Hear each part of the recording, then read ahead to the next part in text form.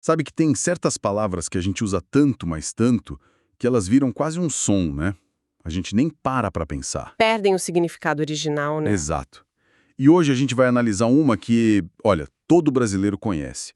Uma palavra que pode ser xingamento, piada, até apelido. Já sei até qual é. Capeta. A nossa missão hoje é fazer um mergulho fundo na origem dessa palavra.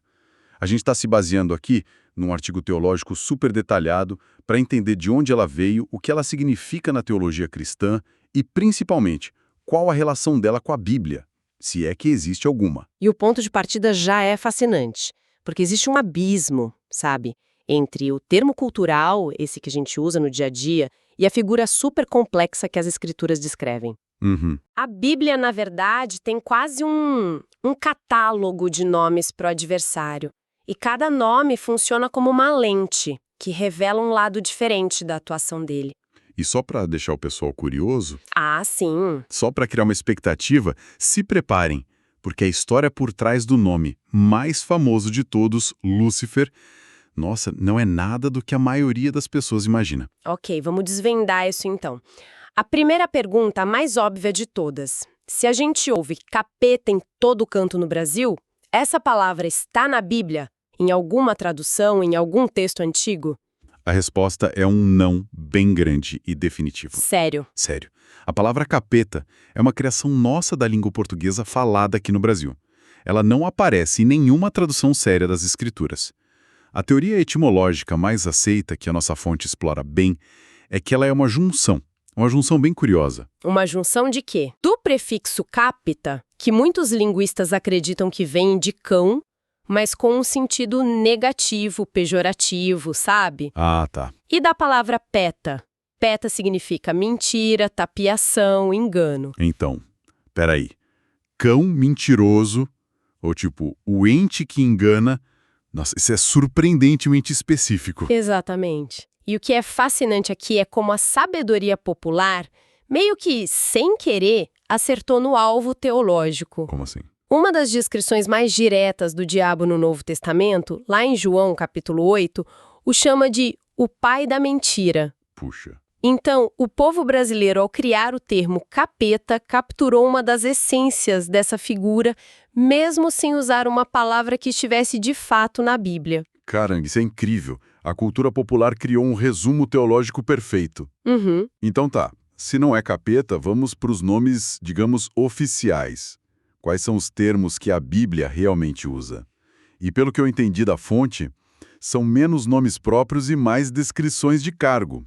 É isso? Essa é a analogia perfeita. São descrições de cargos, são funções. Se a gente for para o Antigo Testamento, o termo principal é o hebraico Satã. Satã. Satã. Isso. E originalmente não era um nome, era um título.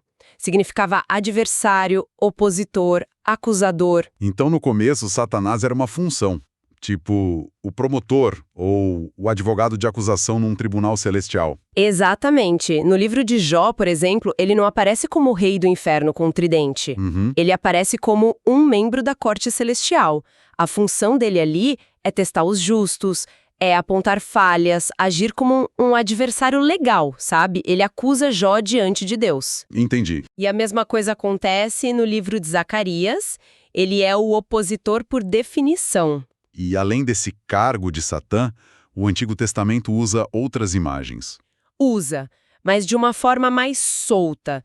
A gente tem a figura da serpente no Jardim do Éden, por exemplo, mas o curioso é que o texto de Gênesis nunca diz a serpente era Satanás. Ah, não. Não. Essa conexão direta, essa identificação, só vai ser feita séculos depois, já no Novo Testamento, lá no livro do Apocalipse.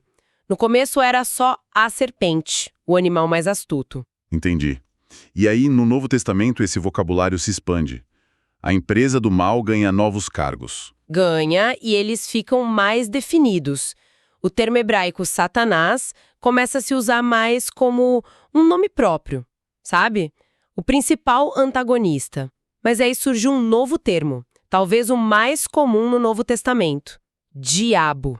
Diabo. Isso, vem do grego diabolos, que significa caluniador, difamador, acusador. Percebe o foco na palavra, na mentira, na distorção da verdade? Sim, total. Tudo volta para a ideia de engano e acusação. O capeta e o diabolos estão falando da mesma coisa, no fim das contas. Precisamente. E a partir daí, outros títulos aparecem para reforçar essa imagem. Ele é chamado de Beelzebu, que é interpretado como príncipe dos demônios. No Apocalipse, ele ganha contornos épicos, sendo chamado de O Dragão, e também de Apoleão ou Abaddon. Nomes fortes. Muito. E são palavras que em grego e hebraico significam o destruidor. Cada nome vai pintando um quadro mais sombrio da função dele como o grande inimigo. Certo, essa galeria de nomes faz sentido. Mas agora a gente chega na parte que você mencionou lá no começo. Porque tem um nome que paira sobre todos os outros na cultura popular, né? O nome que todo mundo acha que é o original. Lúcifer. Lúcifer. O nome dele antes da queda. O que a nossa fonte diz sobre isso? Então, aqui é onde a história dá uma virada de 180 graus. A resposta curta, baseada na análise teológica e textual, é: Lúcifer nunca foi um nome bíblico para o Satanás. Como assim? Peraí, de onde veio esse nome então? Veio do latim. A palavra Lúcifer vem de lux ferrer e significa literalmente portador de luz, ou aquele que traz a luz. Portador de luz, isso é o completo oposto do que a gente imagina. Totalmente. Era um nome que os romanos davam para o planeta Vênus, a famosa estrela da manhã. Caramba, como é que algo tão positivo virou sinônimo do mal absoluto? Exatamente aí que está o pulo do gato. Foi uma escolha de tradução séculos depois que os textos originais foram escritos numa passagem muito específica da Bíblia, Isaías capítulo 14. E o detalhe mais chocante é que esse texto originalmente nem estava falando de um anjo. Não. Se não era sobre a queda de um anjo, era sobre o quê? Era sobre um rei humano. A passagem é uma canção de zombaria, uma profecia sobre a queda do arrogante e poderoso rei da Babilônia. Um rei? Sim. O profeta Isaías usa a imagem da estrela da manhã caindo do céu como uma metáfora poética para descrever a queda espetacular desse tirano. Uau!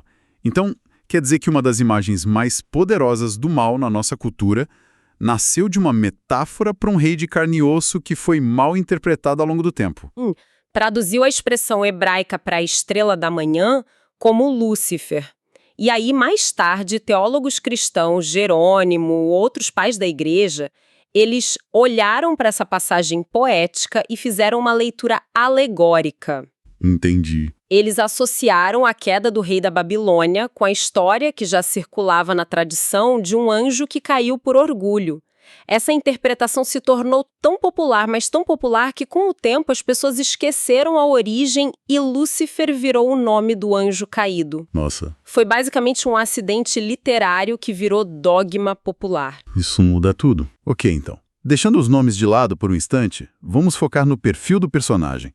Além dos nomes, qual é a natureza dessa figura na teologia protestante, segundo a fonte? Quem ele é? A visão que predomina é que ele não é uma força abstrata, sabe? Ou um símbolo psicológico do mal. Ele é entendido como uma entidade pessoal e real. Certo. A história é que ele era um ser angelical, criado por Deus, com grande poder, grande beleza, mas que, movido por orgulho, desejou ser igual a Deus e tomar a glória que não era dele. A raiz de toda a rebelião dele é o orgulho. O que explica perfeitamente porque os cargos dele são adversário, acusador. Ele se opõe por orgulho e acusa por inveja. A natureza dele dita a função. Perfeito. É isso. E essa natureza se manifesta em ações concretas no mundo. A fonte aponta para 3 áreas principais de atuação. A primeira, e mais óbvia, é a tentação. O objetivo é seduzir a humanidade para o pecado, para a rebelião contra Deus. Como a serpente no Éden, ou a tentação de Jesus no deserto. São os exemplos clássicos, né? Exato. E o texto menciona um detalhe importante de 2 Coríntios, que diz que ele é tão mestre nisso que pode se disfarçar de anjo de luz. Ah, sim. Ele não aparece com chifres e um tridente, sabe? Ele torna o mal atraente. Ele faz o caminho errado parecer o caminho certo. Ok, tentação é a primeira área. E a segunda? A segunda é a opressão e a aflição. E o exemplo máximo disso é o livro de Jó. Ali a gente vê Satanás, com a permissão de Deus, causando sofrimento direto a Jó. Tira as posses dele, a família, a saúde, tudo para testar a fé dele e provar que ele só era fiel por interesse. E a terceira área de atuação? É o que a teologia chama de guerra espiritual. A ideia é que a vida do crente é uma batalha constante contra essas forças. É por isso que o apóstolo Paulo, em Efésios, usa a metáfora da armadura de Deus. A armadura de Deus, claro. Dizendo que os cristãos precisam se proteger com o escudo da fé, o capacete da salvação e por aí vai para resistir aos ataques do inimigo. Entendi. Isso nos leva a uma questão final na narrativa, então. Se essa figura é descrita como tão real, poderosa e atuante, qual é o desfecho? Qual é o destino final dele segundo essa perspectiva teológica? O desfecho é um ponto central da fé cristã, porque, apesar de todo esse poder, o destino dele é descrito como já estando selado. A vitória decisiva já aconteceu. Na cruz. Sim. A nossa fonte cita a passagem de Colossenses, que diz que Cristo, na cruz, despojou os principados e potestades, ou seja, ele desarmou essas forças espirituais e triunfou sobre eles. A ressurreição é vista como a prova final dessa vitória, quebrando o poder que o pecado e a morte tinham sobre a humanidade. A guerra continua, mas o resultado final já foi decidido. E como é o fim definitivo? O apagar das luzes. O livro do Apocalipse, lá no capítulo 20, descreve isso de uma forma muito visual. Após a batalha final, a fonte narra que o diabo será lançado no lago de fogo e enxofre. É uma imagem de um juízo final e eterno, sabe? Que marca o fim completo e definitivo da rebelião e da influência dele. Certo. Vamos então amarrar os pontos principais da nossa análise de hoje. Primeiro, e talvez o mais prático, a palavra capeta é uma criação cultural brasileira, não está na Bíblia. Mas, ironicamente, a etimologia popular de ente mentiroso captura uma de suas características centrais. Exatamente. Segundo, a gente viu que a Bíblia não tem um nome único para ele, mas uma galeria de títulos que funcionam como um currículo sombrio. Satanás, o adversário que se opõe, Diabo, o caluniador que difama, e Apolion, o destruidor que causa ruína. E, por fim, a grande revelação. O nome mais famoso, Lúcifer, não é um nome bíblico para o diabo. É o resultado de uma interpretação histórica, uma leitura alegórica de uma passagem poética em Isaías, que originalmente se referia à queda de um rei humano, o rei da Babilônia. E isso tudo levanta uma questão importante para a gente pensar. A nossa fonte mostra essa necessidade humana presente em várias culturas de dar um nome, de personificar o mal. Nós criamos termos como capeta e reinterpretamos poeticamente outros como Lúcifer. E isso nos leva a um pensamento final, para a reflexão. Considerando a variedade de nomes que a própria Bíblia oferece, adversário, acusador, caluniador, destruidor, o que esse extenso vocabulário do mal revela sobre a nossa própria luta para compreender e confrontar a oposição, não apenas de uma força externa, mas talvez as que existem no mundo e principalmente as que a gente encontra dentro de nós?